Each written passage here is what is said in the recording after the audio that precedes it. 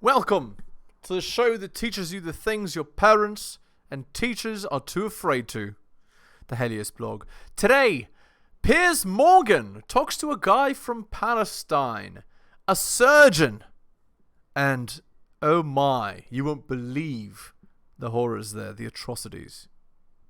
The reason she's alone is because she's difficult. Women are not accepting the bare minimum. Women fuck men they respect. All the women who say things like, I'm strong, independent, I don't need no man, like, y'all impress me. Women just gaslight each other and say what they want to hear.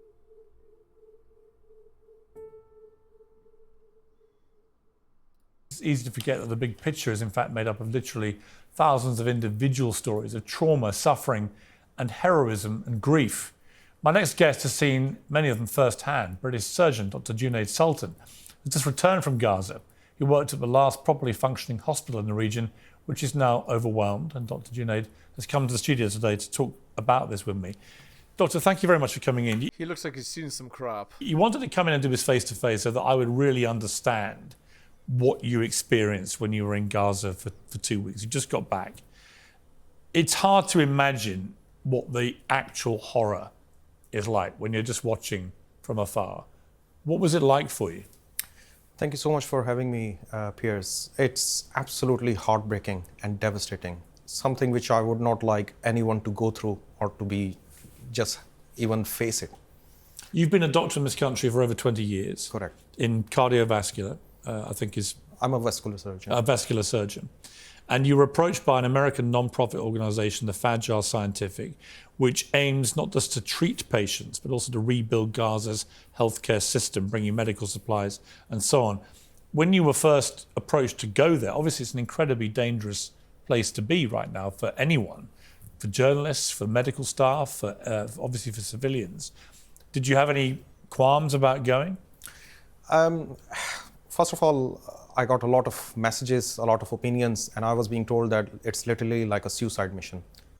Well, yeah, it's very possible to die because the people on the other side, they generally want to kill the person that is stopping the people that they think that they've hurt from actually being hurt.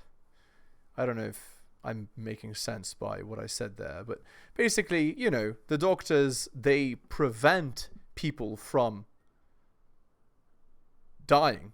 So it seems only organic that you would want to stop the people that want to stop that.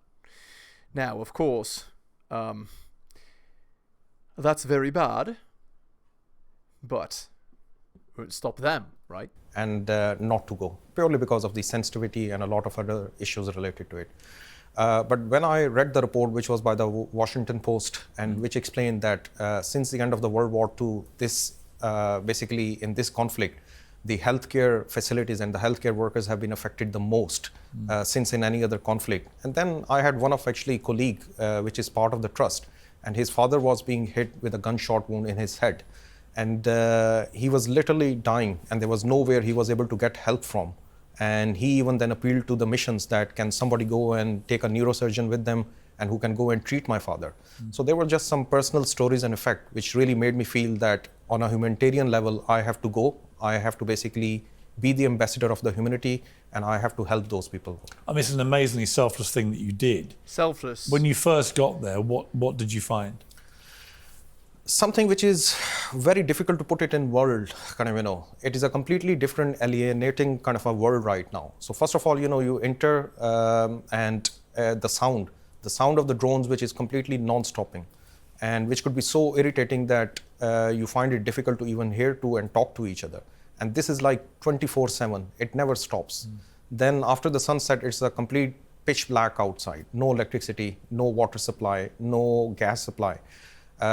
Something which you have never experienced before. And then the constant sound of the bombs, gunfires, which makes you very scared or which makes you feel like very, very in a strange environment. And then when I walked into the hospital, that was just like... Yeah, so what they say about war, I mean, surgeons are desensitized to pain and violence, right? Because that's kind of what they see on a daily basis. But it's alien environment, right? And it's very hostile. A shock. Because normally... Where exactly is the hospital? So the hospital, if you know that now Rafah is the last kind of area which is not been invaded yet. So this hospital is at the border between Rafah and Khan Yunis. So it has got a quite heavy load both from the Rafah and from the Khan Yunis itself. So when we have to travel to it, so you had to go through the different parts of the kind of Gaza. So we saw the devastation which was on the roads itself, the destruction of the houses, buildings, and the infrastructure. And was it worse than you imagined? Or? Much way worse. Like, first of all, the destruction itself of the buildings and houses and everything. And then there was literally like a camp on every other street. You just look everywhere around and there are like tent after tent. Like there is a kind of, it just looks like that, like everyone is just in the tents living there. And you just find it difficult to even move around. And when I moved into the hospital, and it was a complete shock, because even within the hospital itself, on the outside premises, there were so many tents. And then within the hospital, on the corridors, literally there are tents on the both sides of the corridor. Hardly a small space to even walk through to get to any clinical area. And which has a huge impact on the hospital kind of sterility, hospital work, hospital ethics and protocol, everything. How many people were Big surprise. You mean in a war zone you can't access regular, normal care? Wow. coming in every day, either dying or severely wounded? If you walk into the A&E, like it looks like you have come into some sort of a, like you see some sort of a market where nobody can even hear anything and everyone is screaming. On average, more than 500. And every day? Every day, like even more at times. New amounts of people coming in? New kind of, And one of the reasons is that I want to highlight, because the European hospital has a struggle right now. It's the last functioning hospital. So the working situation has completely changed. It is receiving 3 different types of patients right now. So the first type is the one which is the direct impact of the warfare, which are like gunshots, bombs, burns, shrapnels, all these sort of direct injuries. Then the second stream of patient, which is a huge burden on the hospital, are the complex patients who have got complication. Because in the last 6 months, the patients who had all the injuries, they, like because there is no other hospital where to go. For example, if somebody was treated at Al Nasser or Al Shifa, they've been destroyed. They had no follow-ups. They had big surgeries and they have just gone somewhere in the community. No antibiotics, no painkillers. They have got wound infection, lots of complications, and they will. And we know 100,000 people, I think, have been wounded. Absolutely. So there are tens of thousands of people, and they have nowhere of being properly treated. Exactly, and they keep coming back. And then the third, day-to-day routine patients. I give you an example. I'm a vascular surgeon. I deal with diabetic patients. So I'm just giving you just an example from them. So diabetic patient, for example, a diabetic patient gets an infection in the foot and which can be treated remotely in the community by a GP by 1 week of antibiotics. And these patients literally, because they can't be seen anywhere, no antibiotics in time, they are presenting with flesh-eating bacteria, necrotizing fasciitis. And I had to do amputations like above knee or below knee, just for that one small thing, which could have been treated by 1 week kind of course of antibiotics. And this is a huge number. Renal patients, cancer patients, immunocompromised patients, you name it, any chronic illness. And these patients are being just like crazy, right, left, here and there. It sounds like total carnage. Total carnage, chaos. Have you ever seen anything like it? Nothing like that. What impact did it have on you? Difficult to put it in words. Very difficult. You're a Muslim man. Yes. I don't want to get into the politics because you don't want to, and I completely understand that. I respect that, thank you. But as a Muslim man, to be there right in the middle of all this and seeing so many Muslims, innocent civilians, putting aside the Hamas part of this, but so many innocent civilians getting caught up in it, how did that make you feel? Extremely vulnerable and bad, because I don't have any explanation. I was not even able to answer to them, because a lot of them had questions in their eyes, like why, what's the reason, and what's going on, and I was not able to explain all that. So I rather came back with a lot of questions in my head as well, that why, what's the reason, what's the explanation. It makes you very uncomfortable, but something which I feel like this is a question to be put to everyone in the world, that why. There was a 10-year-old boy called Yassin Al-Galban. He was a victim of the bombardment, had multiple injuries. He said that you could see both of his feet were completely mangled, hanging on by a small amount of tissue. Again, you can tell just hearing the story, he's uncomfortable. He's experiencing post-traumatic stress. That's what it sounds like to me. Tremendous pain, but no painkillers. And when he arrived, you had no solution other than to offer him amputation, which one of your colleagues did to save his life. And when you saw that 10-year-old, you talked about you can't get him out of your head. I still feel so uncomfortable, and literally, I think about it, it makes me to cry. Yep, that's post-traumatic stress. Basically, kind of, this kid has, like, I don't know if you can show those pictures, like, his legs were completely mangled, and there was nothing that we could have done.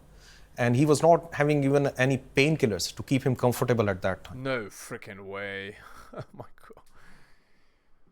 Whew, I'm uncomfortable just hearing I don't know that. if you look at those pictures, kind of, it also highlights the lack of equipment and other supplies, because the paramedics, when they brought him, they didn't even have the proper tourniquet to stop the bleeding going on from his legs. So what they did was, the Foley's catheter, which you put in people to help with the urine drainage, they literally used that and put around the syringes to help too. And the reason that that's so dangerous in all the medics who would be listening to me, because that can cause more damage. Where I could have done or my colleagues could have done the amputation, it end up causing more damage to the tissue, and they end up needing unnecessary more higher level of amputation. And then as a result of that, the morbidity effect on that. So these are just pictures which just question you. Why? Is there any anesthesia for these? So anesthesia is another big issue, so at times, it was a lack of that, because there is so much shortage of the medical supplies, which includes anesthetic medications, antibiotics, painkillers. When we were going on the ward. I can't even imagine. There's freaking hurt people everywhere, all of them screaming in pain, nothing you can do. No, and you know what to do, and you know what they need, and you can't give them what they need because you literally can't get it. It's not available. That's crazy. To see complex wounds. Patients had wounds like sharp bites, and they had no painkillers. You touch them and they were screaming. Did this little boy, did he have anesthesia? So very little. And yet he was having a leg amputated. Yes. It's horrific. It's horrific. There were so many example after example, So how many were children under 18, say? Loads. Like it's half the population. Half of the population is. So every day when you go to the A&E, you will see like lots and lots of children and women coming there, and you will question that why. With what kind of injuries? So firearm, like direct gunshot wounds, and those gunshot wounds were most commonly in their legs, around the blood vessels, then around their arms, around the blood vessels, in the neck area. And there was another very atypical around the spine, close to the spine. So these were the four most common injuries. Then blast injuries, and blast injuries, and the blast injuries were the most horrible one, because not only it completely shatters their bones in the lower limbs, but then a lot of shrapnel injuries due to that.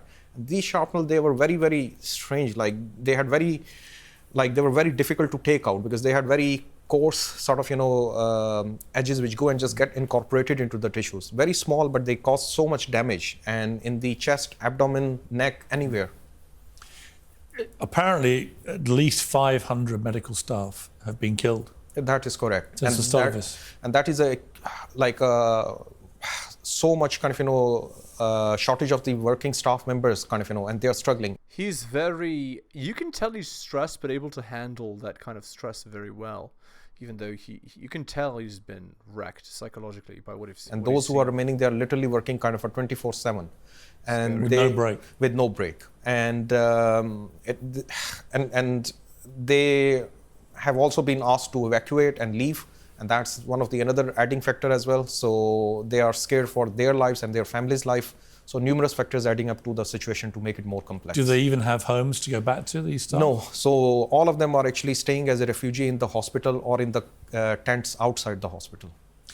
When you paint a sort of apocalyptic picture here of hundreds and hundreds of people every day coming in, many of them children, screaming in pain, needing amputations, needing all sorts of stuff, and there's very little anesthesia or painkillers, just total endless agony and torment. What was the sound like in this hospital?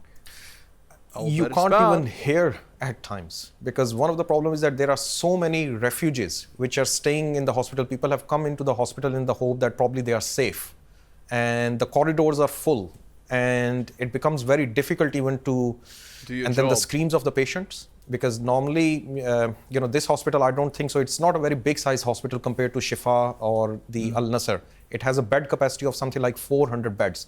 But right now there are about nearly 3,000 plus, like about 5 to 6 times the capacity of the. So in a small clinical bay, normally where should be 1 patient only. So it has been filled with like 3 to 4 patients. And not only that, the patient is staying there, the whole family is staying there, because that bed has become the home of that family.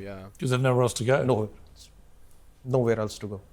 Did you see any Hamas in the hospital? Are they? No, we didn't see anyone like that. So these are just patients? These are just patients, civilians, like helpless people. How many are dying a day? A lot. Many casualties. I mean, hundreds a day? Could be, yes. I can't put a number, but many.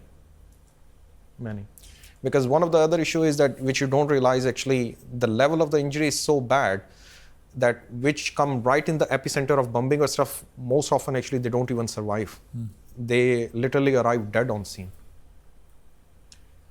I mean, I can't even imagine what this must have been like for you. Has it had an impact? I mean, are you able to sleep since you got back? It's very difficult. And I'll bet. It's something Doesn't which sound really great. hits you every day. And I find it very difficult. But Do you have nightmares about it? It's yes. But when I think about it, it makes me go into think it in 2 ways. Either I let it get to me too much and it affects me, or I just become their voice, and that's why I've chosen to come and just raise an awareness for them. Yeah, what do you want people to do? Putting aside all the politics and the arguments about the merits of the war and so on, I've debated that enough with so many people. Just purely from a doctor's perspective about what you've seen there, what would you like the world to be doing, and in particular the UK, given we're talking here? I would like to ask for 3 helps from people. First of all, they need lots and lots of humanitarian aid. So I want the humanitarian corridor to be really be effective. Effective in the sense that not only medical supplies, food, water, because there is a huge lack of all of these things. So they need help. And the situation is so bad that to even get a clean glass of water is like a commodity. So they need help in terms of all the medical. Did you see evidence of famine as well? Because that's been reported. Yes, and I shared some of the pictures with you, and I all the doctors and nurses, literally you can see they're bones, they're not eating, And that's just the staff. That's just the staff. And then you look at the patients. So patients are emaciated. So they have complex wounds. Their wounds are not healing, and they're getting complications due to that. Malnourished. Everyone is malnourished. Yeah. And children, you see, they are not growing, and literally, children are the worst at the hit. You can see them, and you can see the hunger. You can in their eyes, And when they see something, you can tell from someone that how many days this child has been hungry. Did you get many babies being brought in? Yes, and one of the another problem is that the hospital setup is very complex now. For example, the newborns, the Emirati hospital is a separate hospital, which is a very small hospital, but they have made it as a purely women hospital. So the deliveries are being done there. And a lot of the, even the preterms, which they born there, because there is no facility in there for a pediatric ICU. So they are brought to the European hospital as well. So to kept in the preterm incubators and things like that. So there is the volume of the pediatric workload on this hospital is huge, and they do not have enough facilities to cope with that. And are babies dying as a consequence? Yes, absolutely. A significant As a number? significant number, yes. So we had a pediatric surgeon and who was doing so many operations on every day. And the pediatric is the worst affected group in this whole scenario. Yeah, I'll bet. Babies are vulnerable. So, big surprise that babies would be the most affected. It's heartbreaking. It's heartbreaking. My lord. Devastating. That's the first thing you'd like, is the humanitarian corridor to be massively ramped up. What else would you like to see? I would like people to look at it from the humanitarian aspect. And I want them to give them a message and make them feel like that people think about them. And then make them not feel like that they have been left out. And people care about them and people think about them. And in that context, I would particularly like to highlight 2 particularly groups. Like the one I mentioned to you before was the medical students and the junior doctors, because their universities and their institutes have been completely destroyed. and they are like a lost tribe right now, and they don't know where to go and what to do. All the education years have been completely wasted, and they are the future of the healthcare. So they need help and support. So if we can basically help them and support them, and we can educate them, we can bring them and let them study in the universities and send them back, and they can continue the healthcare of the Gaza. So that is my second request. And my third request is definitely immediate and permanent ceasefire, because this is something on a human level, as a humanitarian. Yeah, immediate and permanent ceasefire. Yeah, that's gonna happen. Okay. Yeah, my lord. Really plea to all the world leaders to please just sit on the table, start communication. Peace and dialogue is the only way forward. Is that your message for Prime Minister Sunak and President Biden? Absolutely. I request both of them and all the other Western, Arab, and all the other leaders, please, just peace and communication is the only way forward. Do you think if any of them were able to go to where you went to, they would get it? I invite them to come with me. I literally invite all of them. I even invite you today, Piers. Come with me, and let's go together, and we just look at what are the ground facts, and we see them together. You know, I don't think I have your courage. Indeed. Honestly, I think what you've done is an incredibly courageous thing. I think to go. I think he's right. Most people, nobody wants to go to no active war zone where you can get bombed. Go to a hospital, see how bad it is. Go to the heart of Gaza right now, particularly with Israel now threatening to attack Rafah. Yeah. It's hard to imagine a more dangerous place on earth. Over 100 journalists, I think, have been killed. I don't think I have that in me to do what you've just done, honestly. I hope they're watching, these world leaders, and I hope they're listening, but I'm not sure I would want world leaders there because it's too dangerous. One thing which I really, really want to highlight is that this European hospital is the last remaining functional hospital in Gaza. And the situation I've explained to you, it's devastating. If anything happens to this hospital, that will be, I cannot even explain in words what will happen to the local civilian population there. So I want... Yup. Nearly 100% mortality rate. Well, should they be injured, I mean. I want the world to basically, all the people to grasp this situation, if for a population of nearly 2 million, like if there is no single working hospital there, and people are dying with all different sort of warfare or non-warfare injuries, what will happen? Where will they go? So just put yourself in that situation and have a think. If your family is there, if your loved one is there, what will you do? So I want you to do that, basically. Are you going to go back? I definitely will go back. Really? Yes. Brave man. I have to continue to be the ambassador of humanity, and I have to go and keep helping those people. That's a remarkable thing. What do your family think of this?